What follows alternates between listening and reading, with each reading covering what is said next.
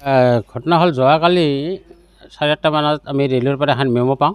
Memo মতে আমি পিঅ'ত যাওঁ। পিঅ'টো হৈছে ৰেলৱে কিলোমিটাৰ 269/8-9 আৰু গাঁওখন হৈছে বানিয়াপাৰাৰ।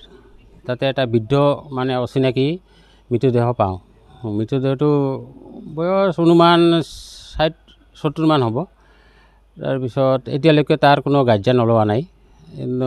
চিনাক্তকৰণ হিচাপে তাৰ ডাইন হাতখন তলৰ অংশখিনি একেবাৰে নাই, আগৰ পৰাই নাই সেইখিনি। তাৰপিছত তাৰ মেডিকেলত কিবা এটা গলত কিবা লগা আছে, এইটো বেমাৰী মানুহ আৰু কি। এতিয়া কোনোবা যদি আপোনালোকৰ থ্ৰুতে আমি জনাব বিচাৰোঁ যে এনেকুৱা মানুহ যদি ক'ৰবাত হেৰাইছে বা খবৰ পোৱা যায়, তেতিয়া আমাৰ লগত যোগাযোগ কৰিলে আমি উপকৃত হ'ম। এই